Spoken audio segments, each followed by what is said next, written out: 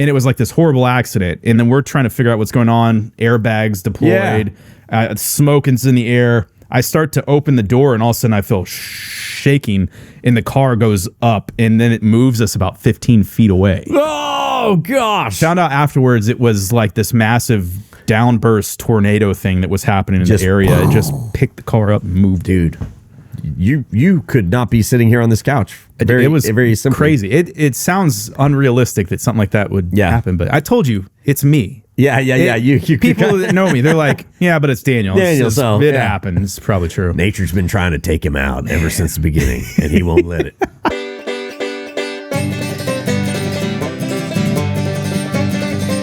Howdy, folks. Welcome back to the Talkin Texas podcast. It's April 2025. We got a lot to talk about this month, but I'm Chet Garner.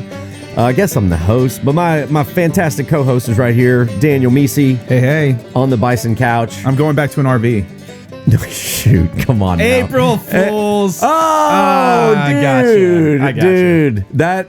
We should have had an April. It did not even occur to me. We record these a couple days early, so they're ready to release on the 1st. I don't know what you're talking about. Today's April 1st. Yeah, it's April 1st. Yeah, behind the scenes. Dude, April Fools. Well, hey, so that gives me at least a couple days to figure out what I'm going to do to my kids. That's true. Yeah. They don't know. Go back and tell past Chet. I'll go back and tell past Chet. Of things to do today. He's actually now Chet of things to do.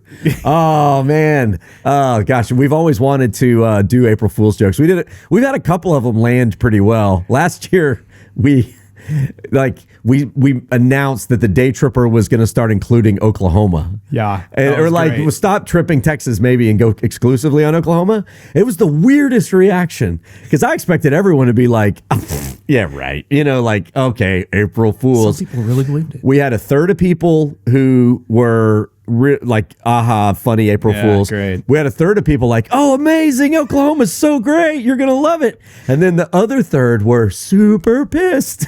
They were like, you're a traitor, Chet Garner, how dare you, you've abandoned your country. Oh my gosh. Like a joke turns into us with a Homer Simpson into I know, just moment, dipping into the bushes. No kidding. What have we done? Oh man. Dude, but you know what, Daniel? If you told me that and you had saved it for this moment, I think I'd believe you. If you had let it go a little longer. I'm one of those people, everybody that knows me knows if I say something, people are probably just like, yeah, it's Daniel. It's probably true. Like, who knows? Yeah. He dyed his hair blonde? Yeah, probably. Hey, that was a big hit last month in the podcast. Frosty Tips. I've had random people walk up to me that I don't know and say, hey, show me your tips. And I'm sorry, wait, what? Show me your tips. Oh. Oh, no. Like, it was a little creepy. Yeah, but okay. yeah. Mardi Gras carrying over. Oh, gosh, that's funny because that's a hashtag I'm going to start putting every video, Frosted Tips. Frosted Tips. Because it worked. It worked, evidently. People like it. People like it. So now it'll be the what color is Daniel's hair this month? It is. Just a little bit lighter. Still frosted. Hey, it's lighter. It's more tippy. You know, like you're starting to see the dark at the bottom. Actually, it was pointed out to me that it was a little too bronzy and I didn't use enough a developer. And I'm, because when you do something even in the smallest, it's amplified in the public eye. And so then people are like, oh, well, you didn't do it right. You got to do it like this. And blah, blah, blah, blah. And you need to use a purple shampoo and a purple conditioner. It'll help bring out the brassiness. Oh, man. Like, what have I done? Were these women with tips or were these men who were like, no, they're women. Bro, I lived it in 99. I know how it was. I got advice from Justin Timberlake. Yeah, I was on that boy band show and I didn't make the boy band because by my brassy tips. They're supposed to be frosted, not brassy. I should be the leading member of O-Town right now. Right. But I was this close. I ended up in P-Town. It was the backup. It was like the B team. It was the P team. Oh, man. Oh, dude. So derailed. We got derailed hardcore, but I love it. Anyway, that's what the Talkin Texas podcast is all about. Y'all like, subscribe, review us, and then I want to talk. It is April, and so April is the best of times and the worst of times when it comes to day tripping. Yeah, in my opinion, it is the best month to do some things, but it's also, I think, like the worst month to do other things. So to inspire y'all, because that's what kind of all the media we produce is meant to inspire you to live life to the fullest. So let's like April hiking Best. I think it's great. Best season. Amazing. This is probably the best season to hike. You got other than fall. beautiful It's kind of days. like that same thing. Yeah, it's like our when shoulder seasons. Like we're leaving the cold to get to the hot. Yeah. Or if you're leaving the hot to get to the cold. There's like a short It's right. It's cusp. right now. This is the month. It's glorious. It could get hot by the end of the month, but we don't know. It's still not going to get 100 degrees. No. So best season. You know what else? Eating Mexican food on a patio. Best season. Or I didn't think about it. Or so many times you want to eat on the patio, but it's like it's too hot. Can't do it. Too hot. You know, are the misters out or the heaters out? And so like this is, or you want to eat barbecue under the oak tree, you know, and not sweat your self off. And so like that is best time. Here we go. This might be an unpopular opinion. Swimming, worst time. Worst. You know, we just went to the Blanco River. Oh yeah. I had to go visit some family out of town, and we stopped at a 5 Mile Dam. Because I was like, hey, we did this on the show. I wanted to show my girls. It's a really pretty area. Water way down even from when we went. Seriously. And it was bad low when we went. And it was even lower. But, you know, they all had their swimsuits. And I was thinking like, crud, I don't know, y'all. I don't know. And I had flip-flops on. So I was like, I'll just stick my feet in. It was like ice. Yes. It was ice. And people always think spring break, beach, swimming, you know, all these cold. It's like, no. Terrible. It's not time yet, y'all. And that I think is what makes it the worst, because you see the sun, your brain goes, it's swim season. The water is still freaking way too cold. It's not summer. So, you know, and you don't plan on going swimming in December and January. Those are terrible times to swim as well, but you don't plan on it. Yeah. This is the most emotionally trying time, because I know. Deceiving. I've been right where your girls are. My son Fielding went to the beach over spring break, and we're like, hey, did you get in the water? He's like, of course not, you know. But everybody's walking around in swimsuits, you know. Yeah. Doodly-doo, like you do. Okay, worst season. Also, I'm just going to put this here. Worst season to go to museums. I mean, just because... why? Because it's too pretty outside. Go outside. You like save the museums if you're going to do like a full museum trip. Save that for the heat of the summer or the cold of the winter. Right now, it's the outdoor day tripping time. Not that it's the worst time. I'm being dramatic, but you know, like this is not the museum season. Museum season is whenever you don't want to be outside, which is it's too cold or too hot. Exactly. That makes so much sense. So enjoy your April. Plan accordingly, because the heat is coming. So enjoy this amazing weather while we got it. All right. Let's thank our top of the podcast sponsor, Don Hewlett Chevrolet. It's Truck Month. It's Truck Month. Is that our conditioning from the 2000s, back when you had to like watch, maybe the 90s when you had to watch commercials? Like, it's Truck Month. There's some of that, and then also like every truck has to have a masculine.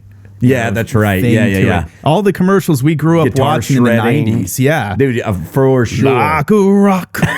How strong am I?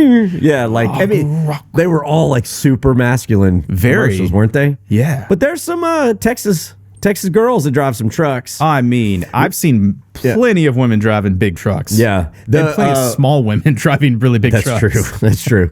We went to the rodeo over spring break, and I love the phrase, because there's a lot of women who do the female rodeo events, and the commentators were like, some of the best cowboys I know are cowgirls, you know? And the whole place erupted because, man, the things like that, barrel racing and stuff like that, it's awesome. It's crazy. Anyway, again, rabbit trails. It's Truck Month at Don Hewlett Chevrolet. If y'all watch the show, y'all know I drive a Silverado 1500. It's awesome. We love our trucks, and this month Don Hewlett has deep discounts. They also have a large inventory of trucks. So if you're looking for a specific kind, maybe the Trail Boss like we do, then now's the time to go. But you can also buy some of the base levels and then bring it to the Texas Tough accessories, which is in-house, and they'll jack it up, change the bumpers. You know what I thought about? Get one of the new EVs and then put like the off-road stuff on it. Dude. Like, have you seen, because people, I mean, the whole EV thing, like it's gone back and forth. The Silverado EV is boss, man. It's cool. Like, it looks cool. It goes could use far, a little beefiness, but though. It needs the beefiness. That's like, I want to put like some off-road bumpers, big off-road tires. You'll be the dude with 1,000 horsepower on the off-road. On the off-road things. I'm just saying. That'd be pretty cool. That'd be pretty cool. Our new truck, I just got, you hadn't even ridden in it yet. It's the Duramax diesel. Oh, you got a diesel? Yeah. Okay. We had a diesel before, but only on the 2500. Much we did one truck. time. So now it's the diesel. Oh, it's a 6.2. I don't know what it is exactly. I need to go and look at that because I just picked it up. It's but evidently like 25, 29 miles per gallon on the highway. Really? Yeah. This thing is, like the rumble of a diesel. I'm getting used to it because the pedal is totally different. And people love this engine. I'm just getting to know mine. But y'all go to donhewlett.com. If you're looking for a truck, it is truck month. Go have yourself a ball. Get yourself a truck. All right, Daniel, we sort of talked about what we've been up to. You are not moving into an RV. I am not. Give people life updates. Oh, man. Let's see. Well, I just had a brand new little baby niece that was born. Hey, that's awesome. From one of my wife's sisters. We went to go visit in Kyle. And okay, cool. That's when That's why you were down there. Blanco. We had spring break, but we didn't really do much. Girls are out from school, but they also had my oldest daughter Brooklyn had a lot of work stuff that she had to do. She has a job now. Yeah, she does. Crazy to have a daughter old enough with a job. Like my son's looking for a job, and he's been putting out applications, and no one's calling him in. I tell you what, he's starting to get down a little bit. Like, no one does anyone want me? Well, what's crazy is so Brooklyn did this for a long time, and she was getting her hopes up. And I was like, look, if you really want to do it, you just got to keep trying. Just keep trying. Yeah. And she finally found a place. But her thing is she's 15. She hasn't turned 16 yet. Oh, yeah. And most places don't hire till 16. But she found a place that does. And to falsify birth records and stuff like that? Yeah, pretty much. Yeah. Exactly. No, there's a place that it limits how much you can actually do, I guess, compared to... Maybe it's supposed Child to. I don't know. Laws Everything I've seen her do. So it's a local fast food place, and we went there and we ate actually just yesterday while she was working. Was she embarrassed? Well, she asked us. She was like, "Will you come? Why don't y'all come eat while I'm there?" And I'm like, "You don't mind?" Like, yeah, I know. I want y'all to come see what I do. And so we kind of watched her the whole time. And my youngest Quinn, she's like constantly badgering her, and she'd be like, "Hey, come here," like, hey, leave your sister. What are you doing? Yeah. I've got some trash that needs to be picked up, please, ma'am. I could see Quinn doing that. Oh, I mean, just badgering her the whole time. She had her little kids meal thing, and she's like, "I think I get like a free ice cream. Can you please go get me an ice cream? Thank you, man." Brooklyn's like, "It doesn't work like that. You go to the front." Oh, I'm going to talk to your boss, ma'am. My name's Karen, and I'm going to be, like, she went straight into the role. That's amazing. That is amazing. Quinn, she loves to give her older sisters a hard time, and it's all in love. Like, my kind of girl. She's great with it. That's funny. It's so fun to watch. But yeah, so didn't do a ton for spring break. We did actually go to Waco. We did a little bit of the silo stuff. Oh, what you did it during the height of the silos. Oh gosh, so we went back when they were on what was the street called? Started with a B. Oh, it was like Brazz's Market? Like there wasn't silos? Well, there was, the silos weren't it was like the OG It was the Magnolia. OG building. Yeah. It was like an old house on Bosque. Were they on TV yet? They were on TV.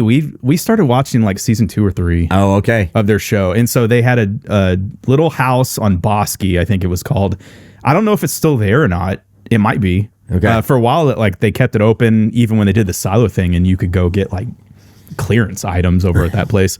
But now, it's hard to even imagine how small that they were compared to how big they are. And now I know they're still big, but the hype is not what it was, because you could go there. We went on a weekday, and there was like hardly anyone there. Oh, really? Yeah. Yeah, I'm curious. Easy to walk around. We've talked about this recently. Things cycle. Like shows get hot, then they cool off, then they come back, and then Magnolia can't live at a fever pitch forever. No, and I don't think that they've lost the viewership or the people. I think it's all still there. I think just a lot of people have seen it. Yeah, they went. It's like they went to the silos. I did it. Yeah. And a lot of people are still going to be buying all that stuff. They just might not do the tours. It's not packed with the people walking around aimlessly. Like, hey, here's money. They I just like want to zombies. throw money at things. Buses of people from Illinois just got off, and they had fanny packs sleeveless shirts, and they were walking around with their cameras. They weren't even looking up. They're just looking through their cameras as they wandered like zombies. Heck, man? I remember going, I was like, who are these What are they people? doing? They've all just been dumped by the busload. It was getting 30,000 people a week. It's insane to think. Or maybe more than that. I did see, you remember that castle, the really pretty castle that they purchased? Yeah. And that was a whole season, right? They did a whole season on that. But and now you can tour it. Ooh. We were going to do it, and then I saw it was $50 a ticket. I was like, $50 a ticket to tour it. Somebody got to recoup the expense on that. I know. I told Jordan the same thing. I was like, they got to pay for it somehow. They got to pay for it. That wallpaper ain't cheap, you know?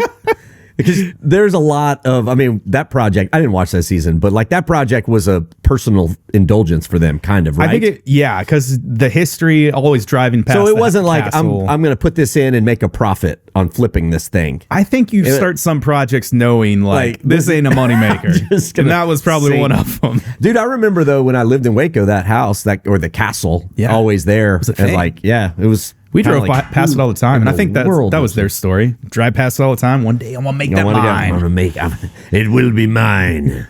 I say that about the Alamo every time I drive by. And I shall charge $50 per person so you can see it. We're gonna renovate it. There'll be much better faucets and an open concept in the Alamo. Yeah, and I'll put a second basement. A basement below the basement. That's when we know like things have gotten just a little too status symbol. Does your basement have a basement? No. Mine does. All right. Hey, dude, how about y'all? As well, like, on a personal front, we just jumped into our third round of chickens. I saw. Third attempt.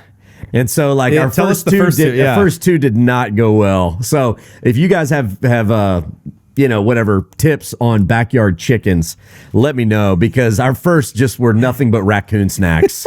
And you have like cages around them. Cage. The coop doesn't allow. We didn't get chickens last year, and so the coop kind of fell apart. It was something we bought off a Wayfair, and so I had to go in and spend more than I should have. Like, don't ever do the math on how much you're saving in eggs. Just buy the eggs. They're gonna be it's like that's like deer meat. Here's a few $100 trips to Home Depot. I'm like, we just buy the eggs, but the kids love it, and it's giving them some sense of responsibility.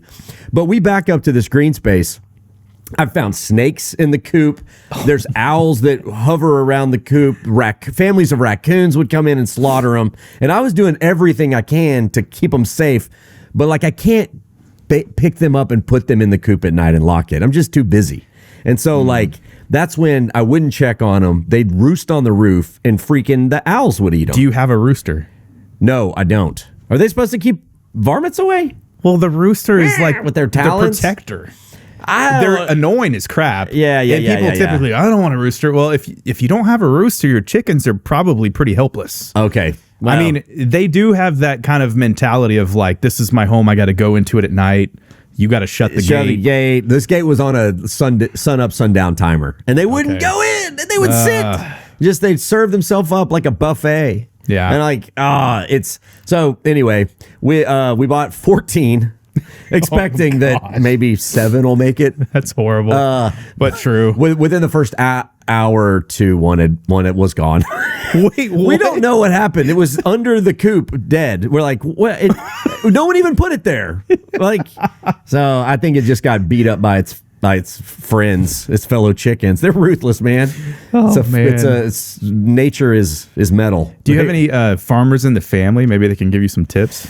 We don't have any chicken farmers. We got cow farmers or ranchers rather. But that's why I need the viewers. There's a million forums you can go out, but there's a lot. I think it's just a matter of how much you want to baby the chickens. Yeah, and we got some cool ones, dude. But our little ones were getting obsessed with chickens. I'm like, look, I can't call Tractor Supply every hour. You're going to have to do it. So we made them look up phone numbers, write them down, call in. And then when we finally heard like, oh, Tractor Supply has them, we're going to put them out at 3. We got there. We were like the 3rd or 4th family in line. And then by the time the chickens came out, there were 5 or 6 more behind us. Holy cow. Like everybody wants to buy the chicken now. I guess. The backyard chicken is like a thing, but I think that with the egg craze, and people are like more like, this is their way to be a prepper. Yeah. I'm going to live off the grid. Make scrambled eggs every meal of my life. Like, it's not quite off the grid, buddy. Oh my gosh. So anyway, we're there, man. All right. I'll keep you updated. Yeah. So we started with 13 down to 14 by the next podcast. we'll see. It's Chet's running chicken counter. No. All right. Okay. Let's jump ahead. Meanwhile, in Texas. While you've been listening to this podcast, lots of stuff's been going on in the Lone Star State. This is Meanwhile in Texas. All right, Daniel. What'd you find? All right, Chet, it is that time of year, springtime. And you know what that means? Well, lots of things. Lots of things. One of them, it means flowers are in bloom. Oh, wildflowers. That's a big deal in Texas. It is. So we get all kinds of emails and comments from people asking things all the time. They want to know, let's see. They ask, well, is the state flower of Texas a bluebonnet? And actually, yes, it is. True. Is it illegal to pick one? No. If you're on private property, yes, but otherwise, no. They want to know, is it true that there is a maroon bluebonnet that the Aggies made? Oh my gosh, so complicated. I don't even want to go there. Yeah. But here's the ultimate question that they always ask.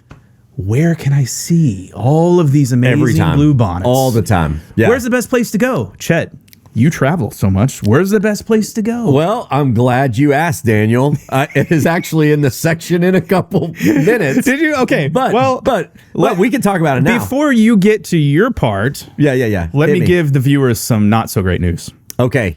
This is not going to be a great year for wildflowers. So basically, any flower that grows in like the February, March kind of timeline, which wildflowers like bluebonnet, they got a seed. Yeah, Indian paintbrushes. A lot of that has to do with whether or not we had bad droughts. We had horrible droughts this last year. Yeah. We're in the middle of one. We're still basically in it. So if you are in an area, which is primarily, I think, a lot of the central Texas area right here, you're going to see bluebonnets. You're going to see wildflowers, but you're not going to see them like you used to. They're not going to be epic. At least not this year. However, there's many places in Texas where they didn't have quite the same drought issues. Oh, okay. Okay. So you probably will see some. So some of the unconventional spots are probably where you need to go bluebonnet hunting. I think maybe so. Maybe this year, get off the beaten path. All right. That's kind of what I'm thinking. I dig that. You know, maybe this year, just don't look for the bluebonnets. Maybe some of the other ones that are more drought, like the Indian blankets or fire wheels that we call them. Those are beautiful, and those those come up a little bit later. Maybe those will come up. I don't know. Maybe the drought's going to wipe everything out. It's hard to predict. Daniel with the bluebonnet update. You know. Okay, so but the main takeaway is bad year. Not the best. Maybe that's what AI is for. Put my family in a field of bluebonnets. Ooh. Boom. There you go. Without the rattlesnake. We know some photographers, Todd White, who used to work for the show. He took it as a badge of pride that he had never photographed a family in bluebonnets. He really did. Yeah, he's like, and I don't do that, and I never will. Never do that. Like, that's like the Texas thing. He's like, no, it's cliche and overdone. Todd is the, he's the artsy photographer. Yeah. Fashion. Very fashion forward. Like, that's God's fashion, right? He adorns the field with bluebonnets. I mean, okay. Are you really a Texan if you hate bluebonnets? Yeah, right. And he hated brisket. We gotta check his card. His card. All right. So here's what I found. Every couple years or maybe couple decades, an animal will be born that captures the attention of the public. Oh, yeah. Right? Because baby animals are stinking cute. Most recently, they had that pygmy hippo moo dang. Yes, remember this thing? I remember and that. It was in all the memes. There's been baby gorillas that the world has known. Well, Texas has its own right now. I give you Tupi the capybara. Wait, what? His name is Tupi. Tupi. So he's a capybara. Or not Tupi? Tupi. That is the question. That's funny.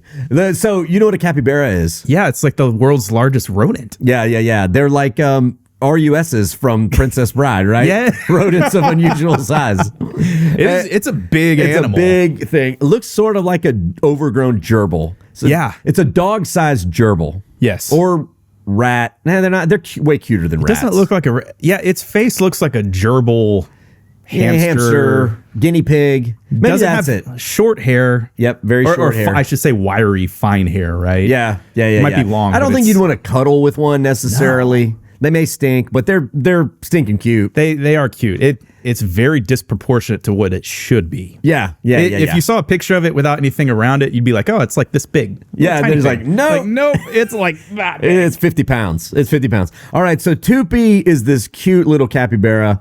He was born in December, and he's the first in the San Antonio Zoo. Okay. So if you want to go see Tupi, it's in San Antonio Zoo. It's the first capybara they've had born in captivity since the year 2000. So they're kind of making a big deal of it. And not only that, I got to give a shout out to whoever manages the San Antonio Zoo social media. It's funny.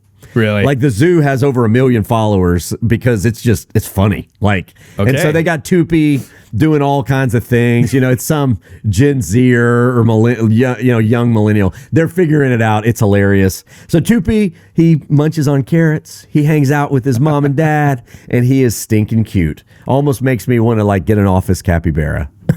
I mean, they may poop everywhere. I don't know. But he's inspired, even now has his own cryptocurrency named Tupi after him. Are you serious? And so the San Antonio Zoo made a big deal. It's like, we do not have any affiliation with this cryptocurrency, but if you would like to use it to donate to the zoo, we will gladly accept it. So I'm sure we'll put pictures of Tupi up.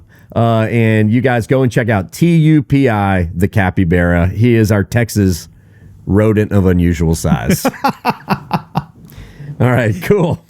All right. So we're going to jump ahead, or rather jump back in history. This month in Texas history. All right? All right. Okay, Daniel. So New Mexico has Roswell. Yes. And everybody pretty much knows about that. Maybe the most famous UFO crash in history. But did you know that Texas has Aurora? What is Aurora? Dun, dun, dun. What? All right. So the incident that happened at Aurora has confounded people since the 1800s when it happened. Where is Aurora? So it is northwest of Fort Worth. Okay. Aurora, Texas. Let me take you back. April 17th, 1897. That's a long time ago. So in the town of Aurora, all of a sudden, 6 a.m., a giant explosion is heard. A local judge goes outside and finds a craft has hit his windmill and exploded into numerous pieces. It's all scattered around his ranch, and then he notices that right in the middle of it is the pilot. Disfigured, but clearly is, quote, not an inhabitant of this world. So if you go to the Wikipedia, you can find the actual newspaper clipping from the incident in Roswell. And this is how I love it. Aurora. Aurora. Then this is 1897. This is a long time ago. Yeah. So evidently it destroyed the judge's windmill and flower garden. The pilot of the ship is supposed to have been, I'm reading this from the newspaper clipping, is supposed to have been the only one on board. And while his remains are badly disfigured, enough of the original has been picked up. Oh, had to pick up pieces of him. That's not good. To show that he was, quote, not an inhabitant of this world. Mr. T.J. Weems, the U.S. Signal Service officer at the place and an authority on astronomy, gives it that his opinion was that he was definitely a native of the planet Mars. Wait, what? What the heck is this? What do those people know about Mars? And he's like, yep, based on my expert opinion, that guy's from Mars. I love it. But this is true. So they basically they pick up the pieces of the ship. Evidently, there is all these that they found records of his travels, or this alien, whether it was a boy or a girl, written in some unknown hieroglyphics that could not be deciphered. So what did they do with him? Well, the right thing any God-fearing Texas would do. They buried him in the local cemetery and gave him Christian burial rights. So they had a Christian burial for this alien from Mars. And to this day, you can visit the Aurora Cemetery where this alien is buried. Now, Okay. We've lost the marker. We don't know where he is. He's darn. somewhere in... Don't you hate it when that happens? Somewhere in the cemetery, okay? Which is now covered by a other lake. Graves, other... And- Yeah, a lake. Yeah, and there's all kinds of stuff, Daniel. But this story has so fascinated people who are kind of into UFOs that there's been numerous, like Discovery Channel, Ancient Aliens has talked about it, all these things. So, I think it's about time that we jump in and we start capitalizing on our story. Let's leave Roswell in the dust because this was before Roswell. Yeah. Meaning these are some of the first explorers of our planet from Mars, and we need to know more about them. You're laughing like you don't believe it. I mean, what was it? It was 1903 whenever the first airplane ever flew. And here they are using terms like pilot and ship. Yeah. And flight, Hey, like what? The newspaper clipping is on Wikipedia, okay? Oh. So... Okay. Well, that's got to be real then. That's got to be real. Original newspaper article. Evidently, it was in the Dallas Morning News. And it was reported on by the judge. Now, there are a lot of naysayers out there who say this never really happened. But those that know the truth know we have an alien buried in Texas, in Aurora. Well, maybe we should go to Aurora and start digging. So here we Just start digging, man. dig up a bunch of other people's ancestors until we find one that looks like an alien.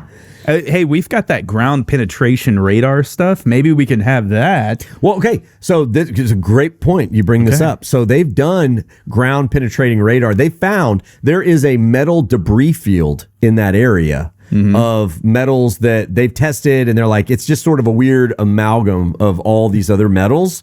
But then when they would come back to do more research, gone. Ooh. Someone doesn't want us to know about this, Daniel. Maybe it's people that buried Jimmy Hoffa. Just saying. Maybe. Maybe he could be there too. Things go to the Aurora Cemetery and they don't show back up. The Aurora Cemetery hides all kinds of mysteries. So we've never featured this on the Day Tripper because why is that? What else is in Aurora? This is perfect for us, dude. I'm gonna find This is our Texas historical minute of history. This is history, Daniel. This is history because it happened in April, and we must never forget. Did it happen on April the 1st? Our visitor, no, 17th. All right, we could go to Rome, Texas. Actually exists. We could go to Boyd, Texas, and that's really the only other places in the vicinity that we could feature. I mean, we could pull it into a Decatur episode, maybe, but it's a little far. So, guys.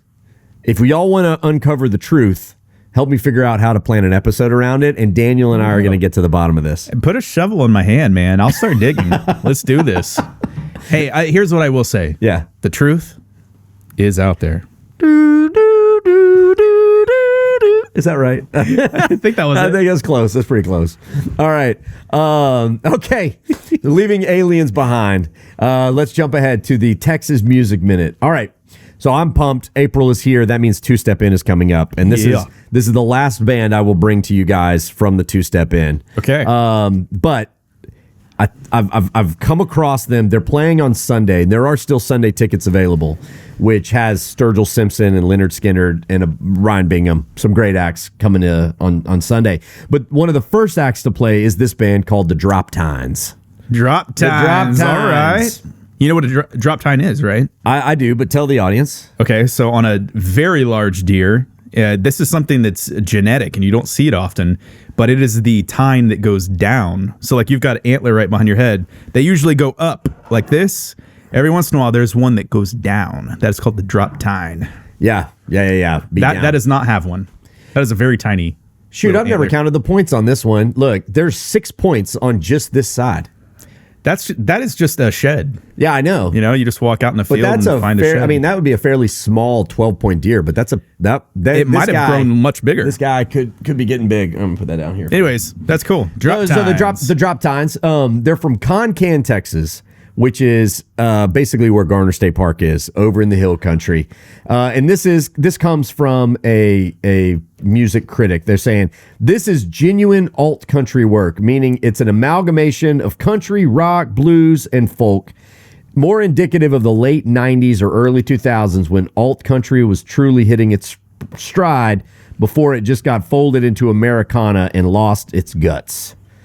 Yeah. So they're playing Two-Step on Sunday. This is their song, Bill of Sale. Now, I'll give you, it's a little bit of a slow burner. Okay. All right. Just be prepared for it, but settle in. And it sort of gives off some kind of Johnny Cash type vibes. All right. So I give you the Drop Tines. I used to be brash. I used to be bold. Lived off rhythm and road. I burnt every bridge, swindled and stole.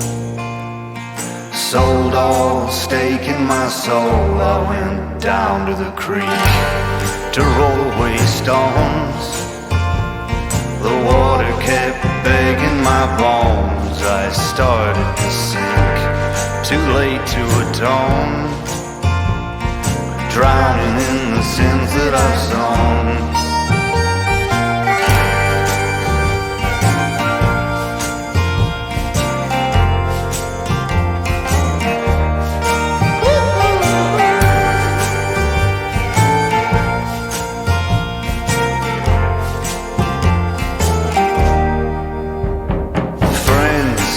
To have plenty, but the devil within me convinced me to roam where the hill country ends and skies turn empty. No God can defend me from the evil. What do you think? Okay, I like it. Yeah. It's I'm a big Coulter Wall fan. Okay, who, he's got that deep country voice, and so when I heard these guys, I was like, okay, I dig it. Yeah, I dig it. I'm gonna go see him at Two-Step. Might be. They've got some of their stuff is a bit like faster and more upbeat, but a lot of it's got that kind of vibe. I like it. It almost like a spaghetti western kind of thing going on. Okay, yeah. Anytime you hear like the tambourine lightly, it reminds me of like Spurs on a booth. Somebody walking out in the middle of Old West, right down the street. Yeah, he's about to go into the saloon and kill somebody. Exactly. You hear that cavernous delay, the echo. Somebody's dying. Somebody's about to get shot. Yep. It's got a cool harmonic in it too, and it picks up a little bit as it goes on. It kind of changes, and I like it. So check them out, Drop Tines, and I will see y'all at Two-Step In on Sunday if you're out there. Sweet. All right. Next up, questions from the back seat. Are we there yet? Hey, can you pass me the snacks? When are we gonna stop? I gotta go. All right, Daniel. You mentioned this earlier. This comes from Desero, and it says, where's the best place to take wildflower pictures in Texas? Because we get that all the time. We do get it all the time. All the time. And so I looked historically at the best places. Now, Daniel's got a giant caveat to this. This might not be the year. These might not even It depends on where you live or how far you want to drive. Yes. I was just somewhere and I was tripping. Oh, no, we were in Coleman. Mm-hmm. And around the lake, and there were little sprigs of bluebonnets coming up. You could tell. They have a very recognizable leaf. Exactly. If you are a native Texan or you are familiar with that flower, you know what it looks like even when it's not in bloom. Yeah. Easy to just go, weeds. Right. Which technically it kind of is just a weed. It is a weed. Like all wildflowers kind of are. But yeah, you got to know what to look for. Okay, so here traditionally, our bluebonnet capital is Burnett County. Burnett's amazing. And Llano County, I think, lays a claim to it somehow. But Burnett's beautiful area. But that's where those blue diamondback rattlesnakes are that hide in the bluebonnets. That's one of my favorite pictures. Someone photoshopped a rattlesnake, right? But truthfully, there are rattlesnakes in the hill country. Just if you're going to go and prance around in bluebonnet patches, I've never encountered a snake in a bluebonnet patch. Have you? I haven't, but I'm also always weary. Yeah. Anytime I'm walking in anything tall, especially this time of year. Yeah, this is danger zone. All right, so Burnett, Texas, which is kind of the top of the hill country west of us here in Georgetown. The most beautiful bluebonnet pictures I've ever seen have come from Muleshoe Bend recreation area, which is on Lake Travis. Yeah, these are the photos where it is literally bluebonnets as far as you can see. Go Google Muleshoe Bend in bluebonnets, and I'm telling you, I've never seen anything like it, and I've been in Texas a long time. You see fields of bluebonnets. These, every now and then when they come in, are just like on another level. The Willow City Loop outside of Fredericksburg is known to be the prettiest bluebonnet viewing. And then got to mention Washington County, which is about halfway between Houston and Austin. It's kind of the cradle of Texas history. You got Brenham, Chapel Hill, Burton, usually bluebonnets out there. Yeah. And maybe that's further east, so they've got a little more rain. I think it's possible. Because the Hill Country West, man, it's been rough. It has been rough. Been rough. I will say this, though. Like, if you're going to take pictures in bluebonnets, you don't really have to go to a place where it's like, oh, look, there's 1,000 acres of bluebonnets. No. Find a little area in your park that just has like a tiny spot. I mean, little patch. Put the kids down. Yeah. Look, and if you're looking for a place to do this, always look and see if there's other people who've made like a little bed area. Yeah. Don't go trample them all and make a new use spot the bed just for that's you. already trampled just down. kind of sit in that spot. You have them behind you when you set up a stage a photo. Right. You know? Absolutely. Think of others. And also don't get on private property. Well, that's the deal. It is not illegal to pick a bluebonnet, but just just because you can doesn't mean you should. Yeah. All right. So I did find a place on Facebook called Texas Wildflower Report where you can check in. Looks like they're making like almost daily updates. So just go to Facebook, Texas Wildflower Report. All right. This question comes from Joanne Rios Jaquez. What is the scariest weather experience you've ever had while traveling?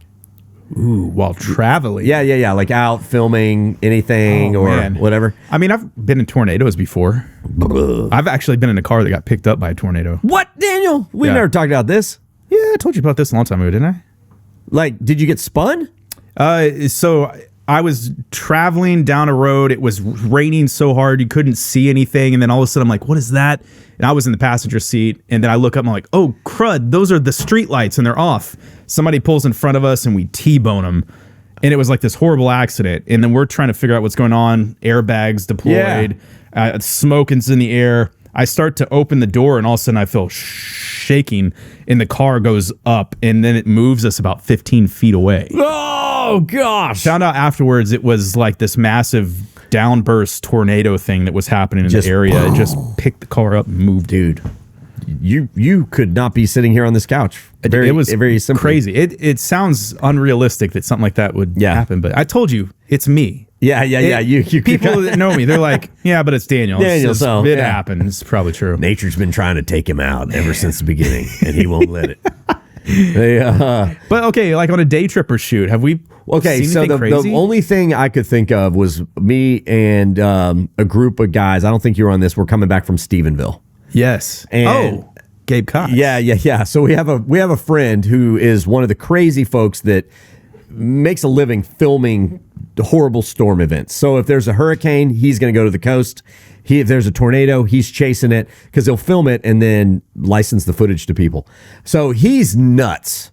If you want to ride shotgun with Gabe, you're taking your life in your own hands. And so we're coming back from Stephenville and we were going through Hamilton and we stopped off to grab a snack or something. And the clerk was like, oh, where are y'all headed? Y'all don't know about the tornado? I'm like, the tornado? Well, I mean, we're going to Austin. Like, oh, you should be okay.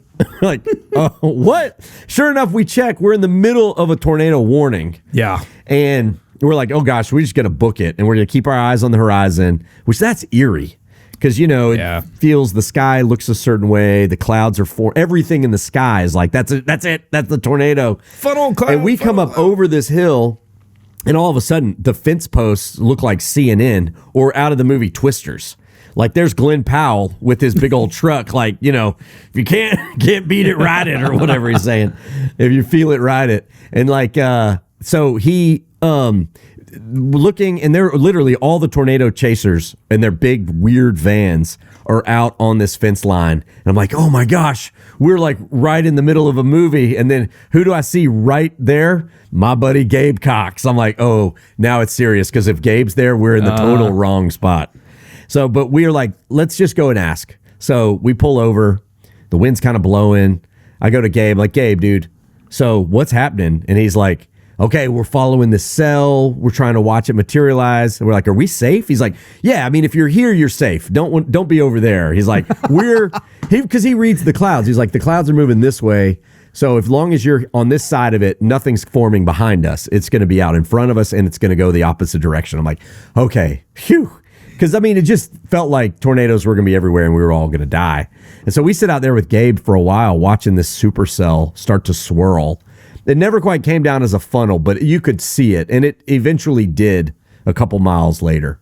But that was the scariest I've been situation on a shoot. Tornadoes are always freaky. Just freaky. Rare. They are. All right, next question. This comes from Virginia Gross via email. My husband and I are huge fans of the Day Tripper.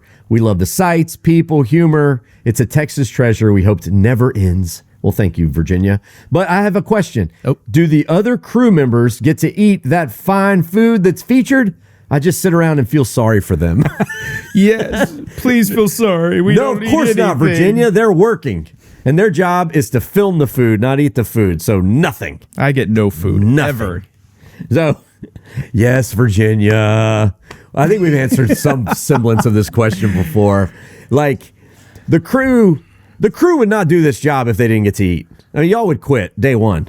I mean, that's really the only reason you do it. You gotta eat. I know. You gotta eat. Right? And there's a big rule in film production. You know, well-fed crew is a happy crew, you know, and they work hard. And so, yes, we all eat. The way we schedule our blocks is we film a restaurant, and we'll do a restaurant in an hour and a half to 2 hours. And then immediately after, we put the cameras down, take our break, and the crew gets to eat all this delicious food. Typically, they finish the food I left. It's usually cold when we get to pretty cold, eat it at that point. But they're all like, I still want to eat it. I don't care. I mean, if he comes out with like some awesome looking appetizer and I have to sit there and watch Chet eat it for 20 or 30 minutes, then whenever the interview's done, I'll be like, all right, y'all are done? Cool, I'm gonna try this. Yeah, they get to try everything. And we'll then try it.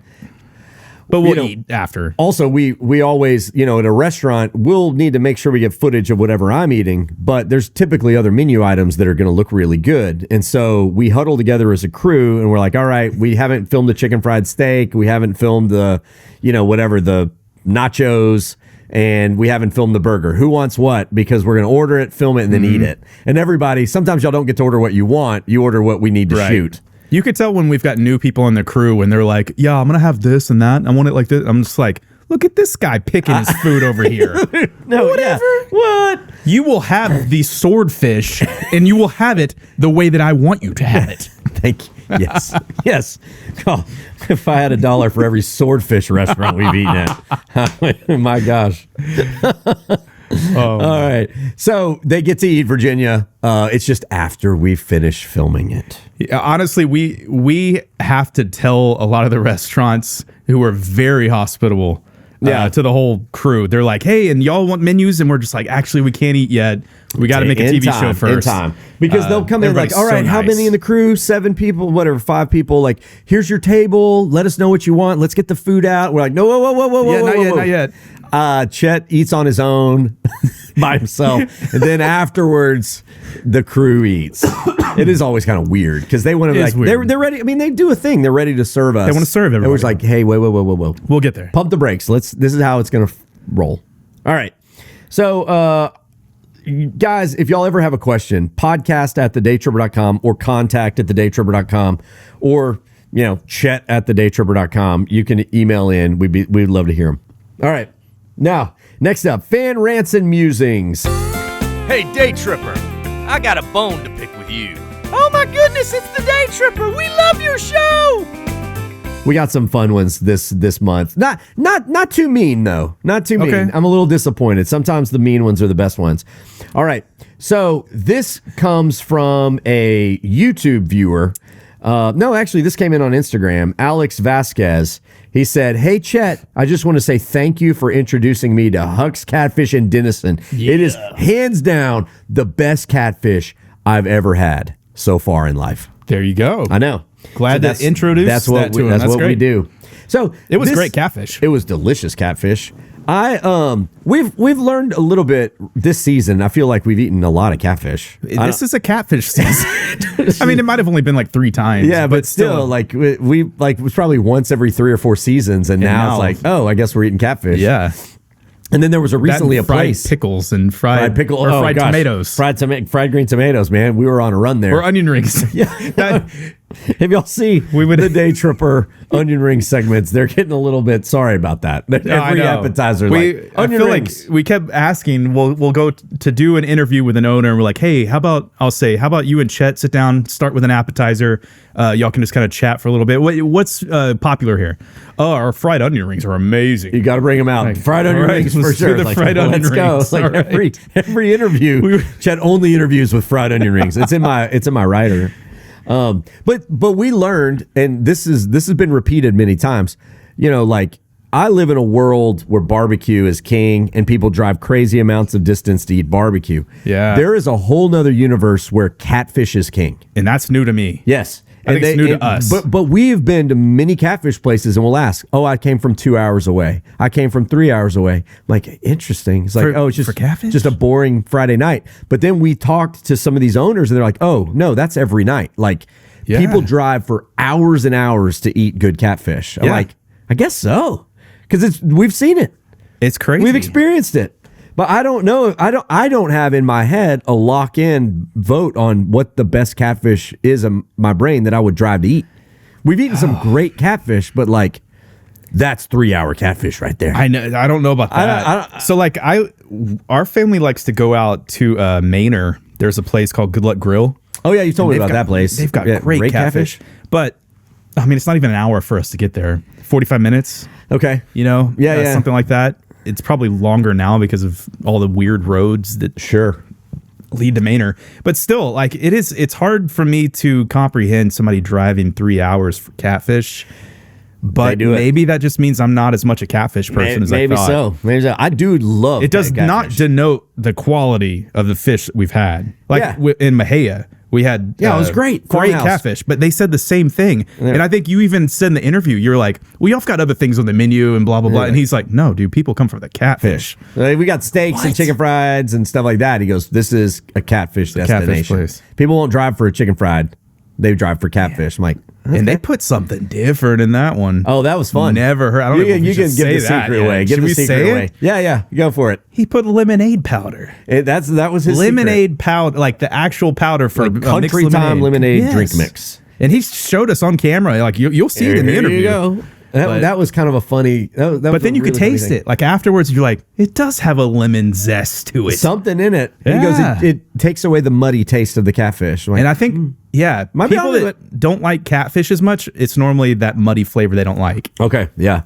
That's what I hear. So I don't know. I love catfish. Who doesn't love catfish? All right, here's the next one. This comes from Shaft 5 on YouTube. Shaft. He's a gentleman who saw our Legacy Hall segment and went there immediately. And he's got some beef with the beef, or rather the lack of beef. Okay. So he says, I went there the weekend after the first airing of this video a few weeks ago. The nachos are a ripoff. Ooh. We ate brisket nachos at a barbecue joint that was in this big food court. He says they don't even use real cheese. They use Velveeta, which really angered me, and I will never understand why, quote, Mexican restaurants in Texas insist on using fake cheese on nachos. It absolutely makes no sense. I can understand fake cheese at a gas station or a football game, but not at a sit-down restaurant. Come on, man. He didn't say that. You mean to tell me that you don't use Pecorino Romano on your chips? Come on. So he's saying I don't understand why Texas, which makes me think he's not from Texas. So I don't think so. We got to get something straight. Queso is only made with fake cheese. That's just the way it is. It's a processed cheese. And some of y'all may have some good recipes with some real cheese, but real queso is as fake as it gets. Yeah. And it's delicious. That's what and I think for a lot of people, thinking back to childhood when it was like the government cheese. Yeah. You know, if you were on like the food stamps and stuff, like, this is what you got.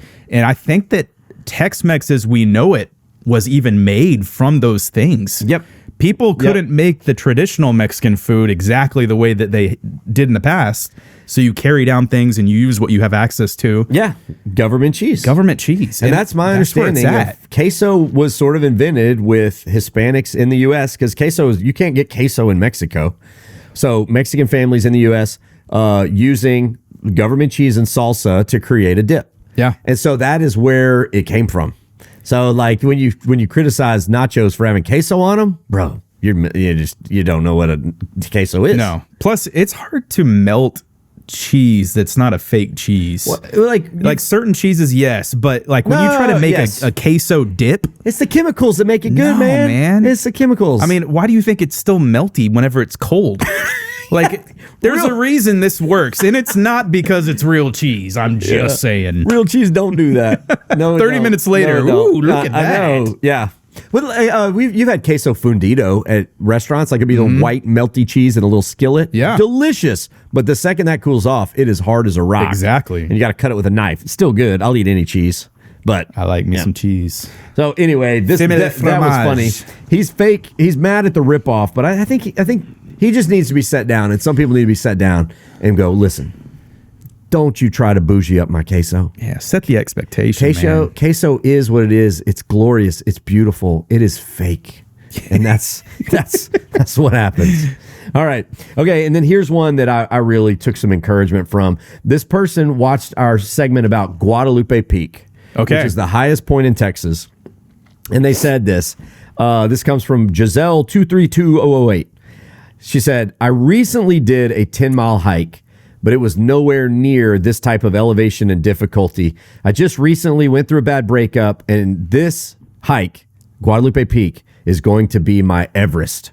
I will, all caps, finish this hike and prove to myself I can do anything, surpass anything that comes my way. I already knew I wanted to do the hike, but seeing your video pushes me and motivates me even more. Thank you. I like it. This is her Everest. That's great. And everybody needs their own Everest. You got to have an Everest. And I'm glad that this video is there to help inspire. That's what it's all about. Yeah. That's what we do. It's in our core values, and it's in our mission statement. We want to inspire people. So when I see this, I'm sorry about the breakup, but it seems to have motivated her to do something great. Yeah. And standing on the top of Texas is an amazing feeling. It is amazing. And it's a hard hike. So I think as far as hikes to go that high of an elevation gain go, it's one of the better ones because they made it a lot easier with the steps and things like that. Was it the CCC that did a lot of that? I think some of it. Yeah. So it's not like you're roughing it to get up there, but man, it is long. It's hard. And that, again, a lot of people are like, oh, I do 14ers in Colorado. Yeah, well, your elevation gain might have been 1,000 feet. Yeah. This one's like 4,000, even more than that. Like it's several thousand in gain. So you feel it. 3 or 4. You feel it. It's a hard hike. We've done 14ers and they're wonderful. This is as tough as those. You're not dealing with the thinness of the oxygen, but you can still tell. Oh, I can. You get up to almost 9,000 feet. Yeah. So I mean, people probably don't know, but a lot of the hikes that we've done, there's been many of them that we get up there and I can't keep going because for some reason, I have an elevation issue. Yeah, you do. And so when I get up in that area, I start to feel like I have the flu. So I feel like the top of Guadalupe Peak is probably the start of that feeling for me. Because I got up there and I remember thinking like, why do I feel like this? This is weird. Weird. And everybody's like, well, you're not that high. Yeah. Apparently high enough. You didn't lick the peyote on the way up. I didn't. I definitely did not. About that, yeah. But hey, I like it that's her Everest, and I think everybody should encourage everyone to have their own Everest. Yep. And don't give people a hard time if that's hard for her or if it's easy for her. That's her Everest. You get your own Everest. Exactly. So, hey guys, thank y'all so much for listening. It's been great. We'll be back next month. We're actually going to have a mid-month podcast talking about a trip that I got to take with the Texas Lottery. So tune in for that one. So y'all remember, like, subscribe. Thank you to Alex Fort for producing this show. Also, we have new gear at the Day Tripper World headquarters. So if you want to come and see us in Georgetown, we got new shirts, new hats, all kinds of new swag. You can, of course, go to thedaytripper.com. Every purchase you make helps support the show. Helps us keep gas in the car so we can keep traveling Texas. Thank you guys so much for listening. Daniel, do the thing. The thing. Bye, Dios amigos.